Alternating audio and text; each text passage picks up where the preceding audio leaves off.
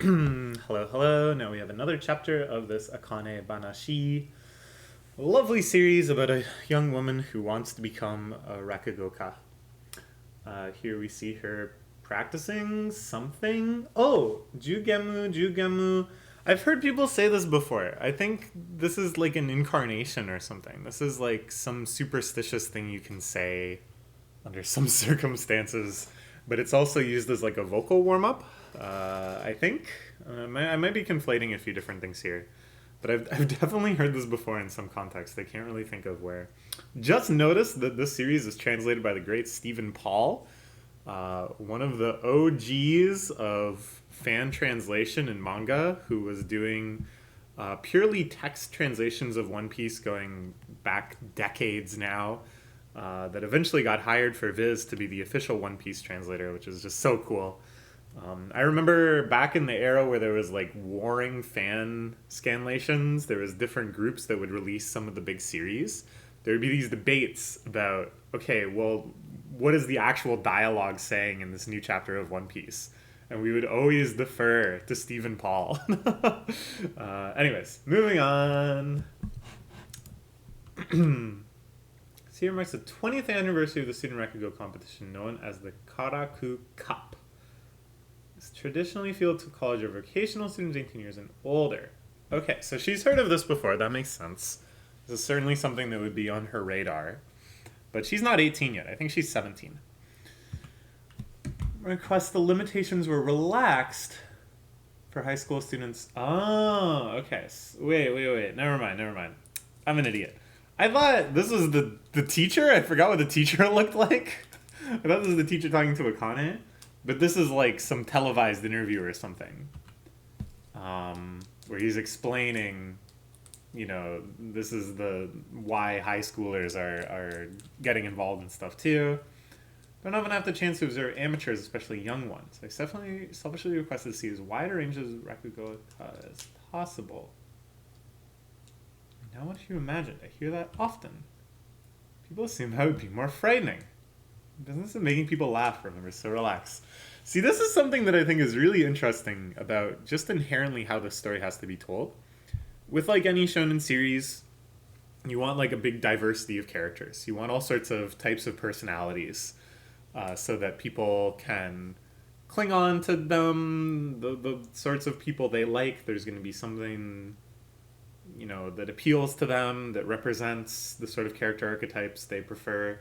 And then also it just allows for the writing to go a lot smoother. You can have characters coming into situations from all sorts of different angles, characters playing off of one another, straight man dynamics and stuff like that. So you see various kind of character archetypes play out time and time again across shonen series. But here, if all of the major characters are rakugoka, no matter like how weird they are, it still has to make sense that they're rakugoka, right? Which is like a pretty personality driven profession. It's not something like Demon Hunter where, maybe you have some secret art that makes you really good at Demon Hunter, some unique talent that makes you good at killing demons, and then your personality can be whatever. Your personality is totally disconnected from that. If you have a talent at Rakugo, that actually already says a whole lot about what your personality must be, right? So it's going to be interesting how they navigate that, because we've already seen a pretty wide range of personalities going into Rakuga, but they've still bridged that feeling, so it seems realistic. This is something that they would want to do and something they would be good at. So it's true. I actually did kind of expect something different from this guy. He has that final boss energy. I thought he would be like really strict and intimidating, super intense at all times. But he's in the business of making people laugh. So how, brutal could he actually be? In the end, he has to know how to relate to people, how to take himself not so seriously. I don't know. I want to show the younger generation the splendor of Rakugo. Most young people nowadays have never seen Rakugo. This is a grave situation in my mind. Let's think about it. What future is there for performance art that fails to draw new enthusiasts? I like this acknowledgement too, that the competition for Rakugo has just gotten greater and greater and greater. Because I think Rakugo kind of emerged as an art form based in limitations, right? That you don't have all the people required to actually perform the sketch necessarily. You don't have the props, you don't have the setting. All of that instead is supplied by the imagination. It's an art form that you can see still thriving in the exact same way that it does today, in an era where such things were even harder to come by, or where these sorts of performances were much more like improvised and ad hoc and stuff. So the fact that nowadays there's like television, there's YouTube, it's tough, for Rakugo to distinguish itself.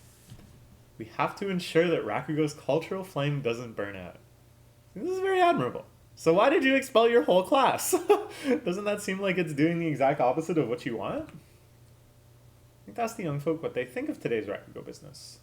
We have some time to speak with the winner. Ooh. Added bonus, the winner will get to have a conversation with me. See, this is what I'm saying. They're being strategic about it. This could be the end of the series. This could be the big climactic conversation. Or, if the series is doing well, which I really hope it will, this could just be the kickstarting of like the next big arc, the next big stage in her life, where he goes, you want to understand why I expelled your father? You will eventually. By the next time you see me, you'll understand. And then she starts training again and stuff. So yeah, they can really, very, very smart, I think, to set up this sort of plot line early on. And it's just straight up exciting, This is someone who stands at the top of the Rakugo world. So far, all of their depictions of Rakugo have been super compelling and super artistic. And to see what his Rakugo will look like is certainly something that drives a lot of my curiosity right now with this series. Ha ha ha. Alright, Akane wants to enter. He's like, no, don't go see the master. Interesting. Raku Cup is for amateurs. But you're not really an amateur anymore. You are in this school. This is supposed to be for people who are just coming into Rakugo as a hobby, as a total outsider, I guess. So I think, I don't know, that's kind of like important. A lot of sports and activities and stuff have this sort of distinction. It's not really fair to be competing with people that this is their entire life, That this isn't something they do on the side, but the main thing that they're doing. I don't know.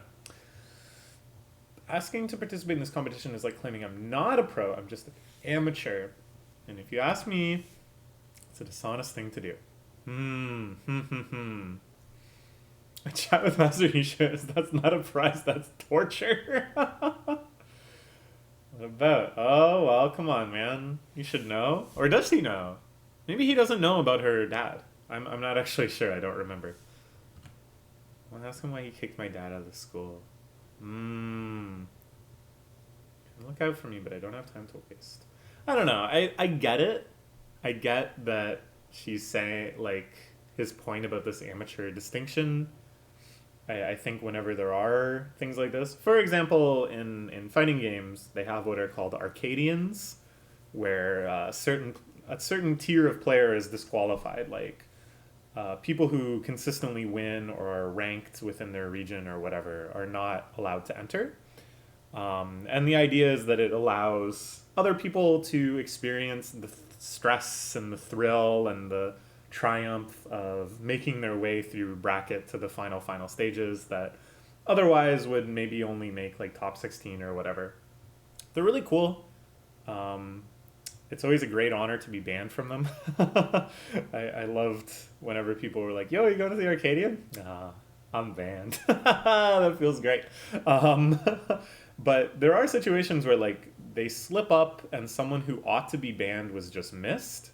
But in those situations, none of those people ever enter, right? Like, it's not worth whatever prize money to be like, oh, haha, you forgot to put me on the list of ineligible players. Now I'm here to take everybody's money. That would be so poo-pooed. That would be seen as really desperate and not cool. And I guess that's sort of what they're saying Akane is doing here, that Technically, sure, you're allowed, but it's really against the spirit of this competition, and it comes across as like very desperate and unfair to the people that this is actually for. I don't know, it's important. Other organizations, it takes over a decade to reach the rank of Shinuchi, the master rank, the pinnacle of Rakugo, the headliners of major performances. Then the Arakawa school, you can be promoted as long as you meet the requirements, regardless of how long you've been around. I don't guarantee I'll meet those requirements while that man is still working. I may never get a chance like this. Ooh. I suppose, yeah. What matters to her most right now is that closure. And that even if this is a setback, even if this burns a bridge with her current master, there's going to be other chances for her to advance in Rakugo, right? Through other schools, under other masters. If she puts her mind to it, even if this takes longer, she'll get there eventually. Whereas if she misses out on this chance for a conversation with him, if she misses out on her chance for closure, that could be it. That could be the last shot she ever gets at it. I don't know, this is pretty compelling. I'm not really sure where I stand on this. So she barges through. Not proud of my decision, but I don't want to let this opportunity slip past me. Ah! Hey! Ah! He doesn't care. Alright, I should have expected this kind of fake out. Because I think it's like interesting, to acknowledge this and to dive into it. And it's also a bit of a excuse for... I'm pretty sure she's going to win. I'm sure it'll be like tough, and it'll be like she has to learn something, and she's surprised at how good everybody else is, blah, blah, blah. But I kind of feel like she's going to win. And to position it that, this is actually supposed to be an amateur-only thing. It shows, it makes it so that it doesn't seem unrealistic that she's like winning it right away.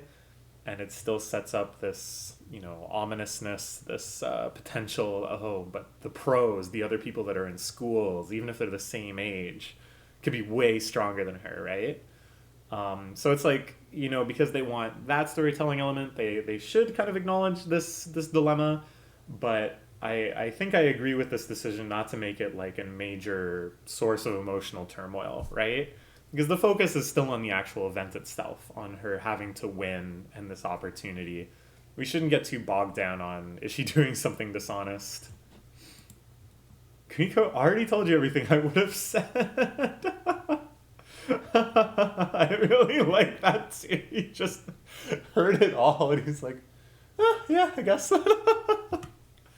My answer would be different if I hadn't overheard. Saki said the same thing. There's no point trying to stop you. Change for my permission to enter the Karaku Club, I have one condition. Jugemu. You have to win this event with Jugemu.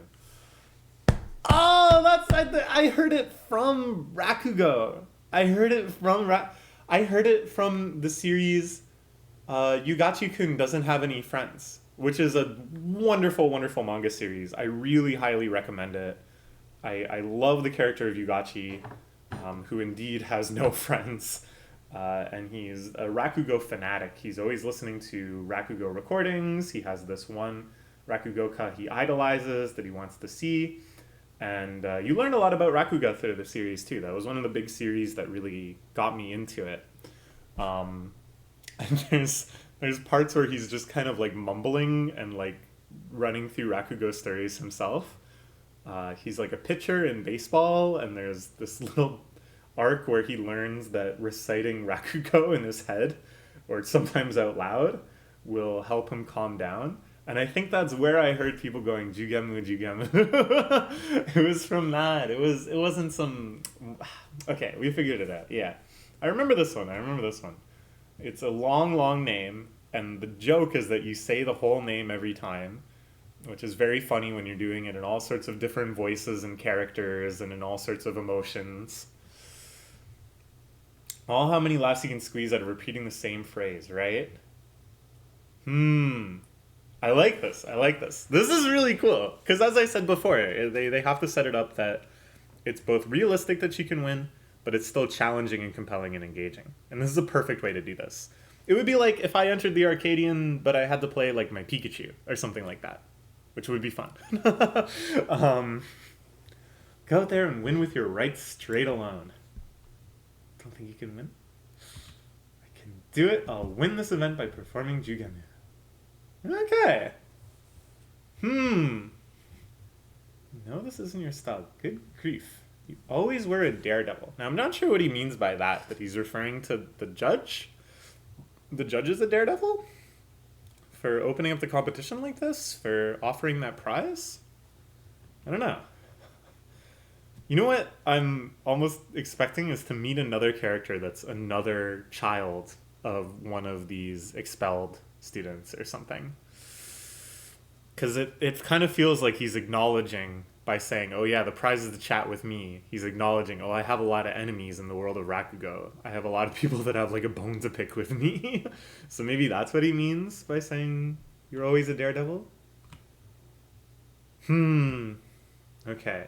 Doing Jugemu is a tough request. Only famous story. Even people who don't know a thing about Rakugo have heard of Jugemu. You don't get the laughs from the novelty. People know what to expect. They're not going to be caught off guard, which is, you know, the easiest way to make somebody laugh is to surprise them. Do you think I was going to do something surprising? I wanted to, but I couldn't think of anything. Isn't that surprising? Definitely not the kind of story people do in a competition. Told Master I'd win with Jugemu, so that's what I've got to do. Ooh! And here we involve one of the other students. This is the guy that maybe I'm most interested in. Just from his character design, you know that he's like really nerdy, really shy, and you're like, why the heck is a guy like this doing Rakugo? And it's seeing those two sides and seeing how they connect. That's what I'm really excited to see.